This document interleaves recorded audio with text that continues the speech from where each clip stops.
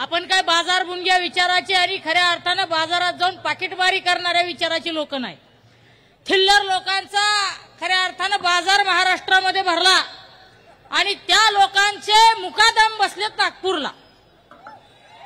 त्या लोकांनी महाराष्ट्राचा बिहार केलाय म्हटलं तर बिहारचं खऱ्या अर्थानं आपण अपमान करतोय असं होईल।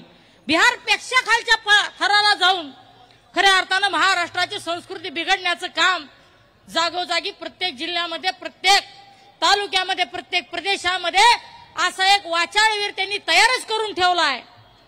एखादं कुत्रं मुतल्यानंतर छत्र्या जशा उगवते त्या तशा ह्या छत्र्या जिल्होजिल्ही उगवल्या आणि त्याच छत्र्यांमधून जी दुर्गंधी बाहेर येते बघा। मुंबई महापालिकेमध्ये एखाद्या वेळेस गटाराचं जर तुंबलेलं झाकण उघडलं तर त्याच्यातून काही सेंटेड वास येत नाही, मोगऱ्याचा सुगंध येत नाही, घाण झार वास येतो।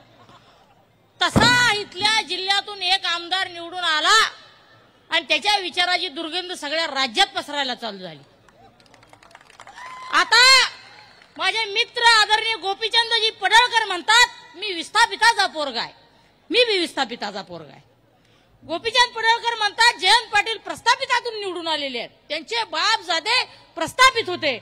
अरे भावा, तू ज्या देवेंद्र फडणवीस साहेबांना देव मानतो त्यांच्या उद्धार ह्या महाराष्ट्राचे राजकारणातले बाप आहेत म्हणून करता त्या देवेंद्र फडणवीस साहेबाची काकू सुद्धा राजकारणात होती रे।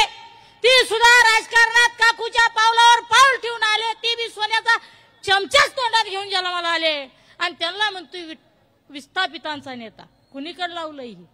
हा, मला सांगा आज परिस्थिती राज्यामध्ये काय? तुम्ही वाचाळवीरासारखं बोलून आणि महाराष्ट्रातील लोकांची माती भडकवून जातीपातीमध्ये भांडणं लावून, जाती धर्मामध्ये भांडणं लावून, बरं मला सांगा तुमच्या जर हिंमत असेल तर काय हो तुम्ही धनगर समाजाचा आरक्षणाचा विषय कुठं वासनात गुंडाळला? कुणाला माहितच नाही धनगर समाजाच्या आरक्षणाचं काय झालं, ह्यांच्या मंत्रिपदाचं काय झालं ही सुद्धा कळायला तयार नाही। अजून जरा जयंत पाटलांवर बोललं की लाल दिव्याची गाडी मिळेल, मंत्रिपद मिळेल, या हव्यासापोटी असल्या वाचाळवीरांची बडबड चालू आहे।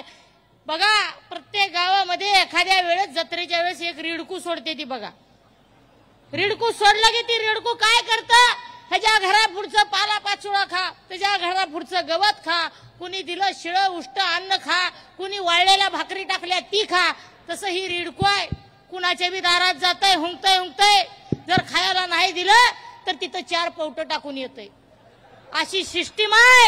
देवेंद्र फडणवीस साहेब तुम्ही इतक्या हलक्या विचाराचे असाल कधी महाराष्ट्राला वाटलं नव्हतं।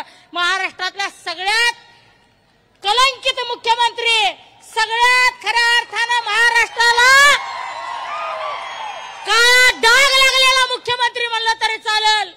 लोकांनी टरबुजा तर नामकरण केलेलंच आहे, मी म्हणत नाही, उद्या माझ्यावर गुन्हा दाखल करते। लोक म्हणतात टरबुजा आला, आम्ही म्हणत नाही, परंतु तुम्ही जर अशाच टरबुजाने जर कुठल्याही क्षेत्रात आणि कुठल्याही फुग्यात जर हवा भरायला लागला तर लक्षात ठेवा हे फुगे बंबई मिठाईवरचे फुगे आहेत, ह्या फुग्यांची गॅरंटी नाही। एक पंप जोरात मारला तर हा फुगा कुठल्या साईडून फटून जाईल तुम्हाला सुद्धा कळणार नाही। त्यामुळे खऱ्या अर्थानं सुसंस्कृत महाराष्ट्राचं राजकारण बिघडवायला जाऊ नका।